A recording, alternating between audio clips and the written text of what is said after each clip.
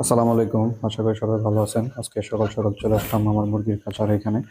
আজকে আমি আপনাদের দেখানোর চেষ্টা করব কিভাবে আমার খাঁচার এই ব্যবস্থাপনা করি আমি। তো এখানে দেখতে পাচ্ছেন কোয়েলগুলো আছে। এখানে হচ্ছে খাবার পটগুলো নিচে নামিয়ে রাখছি। আর এখানে মুরগির ময়লাগুলো নিচে ট্রের ভিতরে ট্রে ব্যবস্থা না করে আমি হচ্ছে এখানে ছালার চট ব্যবহার করছি। তো এগুলো এখান থেকে বের করে ফেলেছি। এখন এই যে দেখতে পাচ্ছেন এই যে নিচের এখান থেকে এগুলো বের করছি। নিচে হচ্ছে কোনো ট্রে ইউজ করিনি। এই যে দেখতে পাচ্ছেন এখান থেকে কোনো ট্রে ইউজ না করে আমি সালাড চট ব্যবহার করছি। তো এইখানে আমার কিছু ফার্মি মুরগি আছে, তো এগুলো দেখতে পাচ্ছেন। এখানে 10টার মতো ফার্মি মুরগি আছে, নিচে দেশি মুরগি আছে। তো এখন হচ্ছে এই ছালাগুলো পরিষ্কার করতে হবে। এরপরে পরিষ্কার করার পরে এখানে দেখতে পাচ্ছেন যে কীভাবে আমি সালাদ চটগুলো বিছিয়ে দিয়েছি ভিতরে। যে এখান থেকে এগুলো আমি এইভাবে বিছিয়ে দিয়েছি যাতে ময়লাগুলো নিচে না পড়ে। তো সবগুলো দেওয়ার পরে এই যে দেখতে পাচ্ছেন এখন পুরোপুরি সবগুলো দেওয়া কমপ্লিট। সবগুলো চট বিছানো আছে, সেখানে ময়লাগুলো পড়বে আর কি, যাতে নষ্ট না হয় সেই জন্য এখানে এটার ব্যবস্থা করা হয়েছে। তো এরপরে এখন হচ্ছে পানি দেওয়ার পালা। আমি এখন এই যে দেখতে পাচ্ছেন পানির পটগুলো বাইরে রেখেছি। তো এখান থেকে আমি এখন পানি দিব। পানি দেওয়ার জন্য আমার নিচে যেতে হবে, এখানে পানির ব্যবস্থা নেই।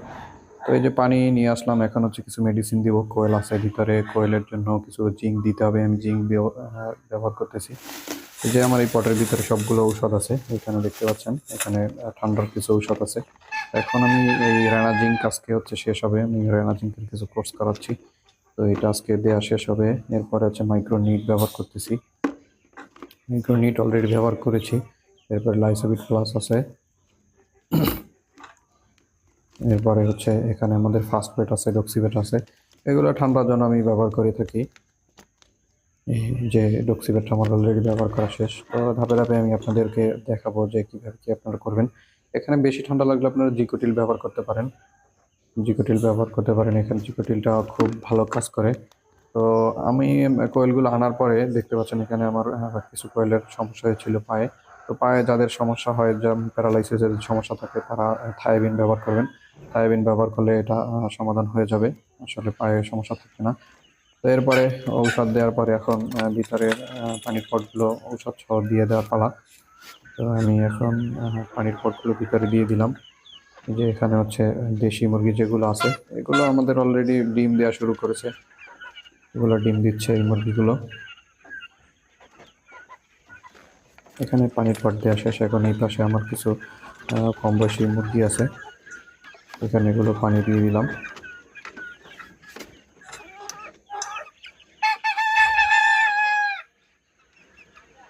এই যে দেখতে পাচ্ছেন মুরগিগুলো বেশ চঞ্চল আছে, গ্রোথ ভালো আছে।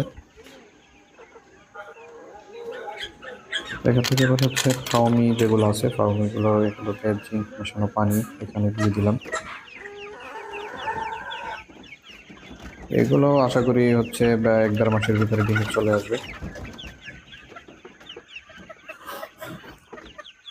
এটা লাগিয়ে দিলাম।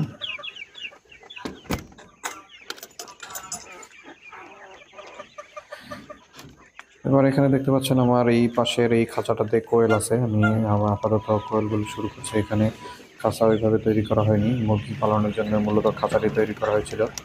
এরপরে আমি পরীক্ষামূলকভাবে কিছু কোয়েল নিয়ে আসি। কোয়েলগুলোর এই যে এখানে দেখতে পাচ্ছেন, এগুলো এখনো খাবার দিইনি, আমি মাত্র হচ্ছে জিঙ্ক মেশানো পানি দিলাম। এগুলো পানি খাবে এখন। পানি দেওয়ার আগে, জিঙ্ক মেশানো পানি দেওয়ার আগে আপনারা অবশ্যই হচ্ছে পানি সরিয়ে রাখবেন বেশ কিছুক্ষণ, 1-1.5 ঘন্টা পানি সরিয়ে রাখবেন যাতে ওদের তৃষ্ণা পায়। এই চেষ্টা করলে দেখেন এই পানিগুলো সবাই একসাথে খেয়ে নিচ্ছে। তো আমি এখনও সকাল সকাল খাবার দিইনি, এখন খাবার দিব। যে এটা পাখি দেখতে পাচ্ছেন, এদের গ্রোথ বেশ ভালো আছে, এটা একটা মহিলা পাখি। তো আমি এই পাখিগুলো একজনের থেকে নিয়ে আসছি, আসলে সঠিক বয়স আমার জানা নেই। সেই কারণে আমি বয়সের হিসাবটা করতে পারতেছি না যে কবে ডিম দিবে।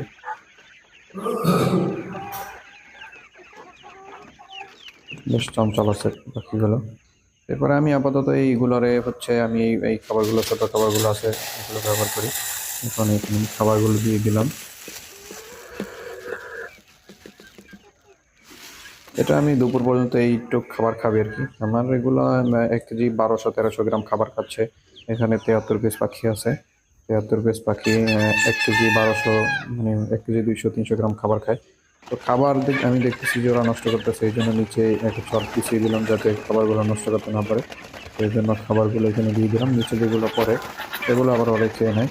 নিজে দেখেন খাওয়ার জন্য হুমড়ি খেয়ে পড়েছে।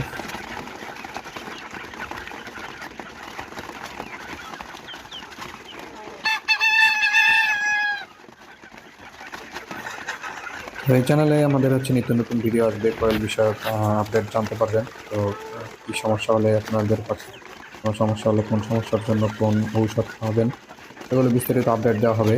আপনারা জানতে পারবেন, চ্যানেলটি সাবস্ক্রাইব করে পাশে থাকবেন। দেখতে পাচ্ছেন খাওয়ার জন্য হুমড়ি খেয়ে পড়েছে একদম।